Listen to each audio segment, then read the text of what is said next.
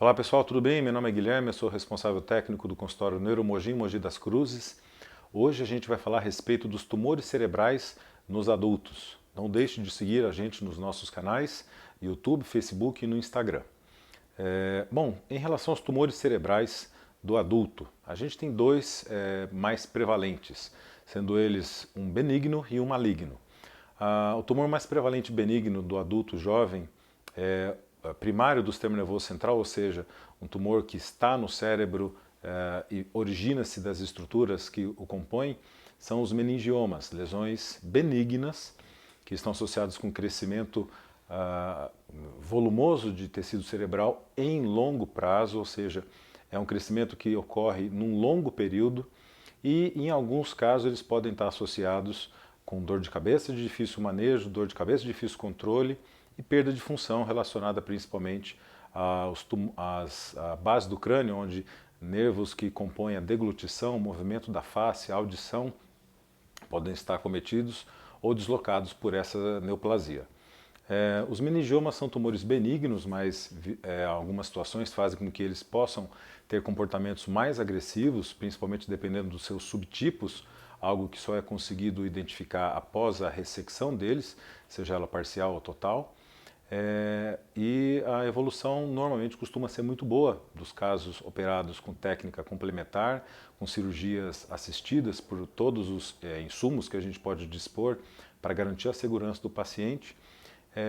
E mesmo nos casos de maior agressividade, as cirurgias têm sempre que ponderar a não piora da qualidade de vida do paciente, ou seja, o paciente não pode ser operado e em algum momento ser considerada a perda de alguma função de maneira não considerada previamente a cirurgia. Ou seja, o planejamento pré-operatório é muito importante para que você possa ter um bom resultado cirúrgico nas cirurgias dos meningiomas, ou seja, nos tumores benignos do cérebro.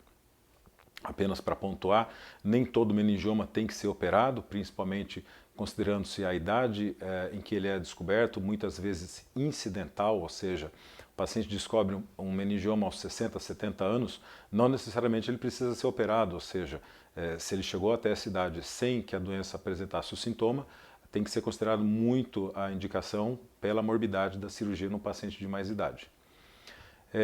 E em relação aos tumores primários do tecido cerebral, os malignos, infelizmente, a gente fala de tumores comuns na nossa esfera profissional no hospital, que seriam principalmente os glioblastomas multiformes, ou seja, os gliomas de alto grau.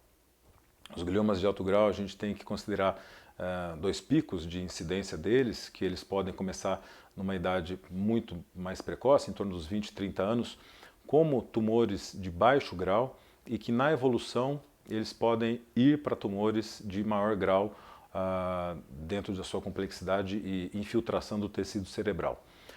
Já outra distribuição desses tumores, eles podem acontecer em torno dos 50, 60 anos, quando eles já surgem de maneira muito rápida, extremamente agressiva, determinando sintomas comumente chamados de hipertensão intracraniana, ou seja, vômitos, convulsões, alteração da consciência, e agudamente determinando perda motora ou funcional importante nos pacientes, com os glioblastomas ou com os gliomas de alto grau.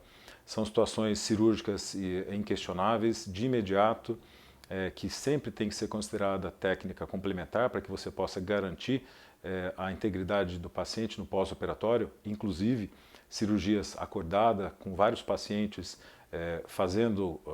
tocando os seus ofícios, por exemplo, de músicos que tocam gaita, que tocam violão. Existem vários vídeos disso na internet a respeito disso.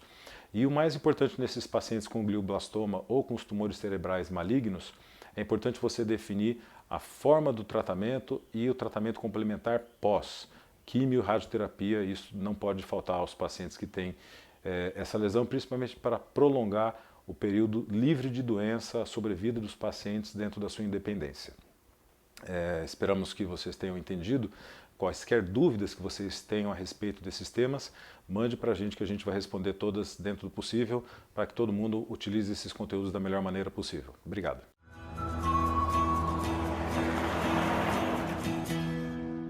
Clínica de Neurocirurgia e Cirurgia Minimamente Invasiva, Neuromogi. Médico especialista responsável, Dr. Guilherme Prado.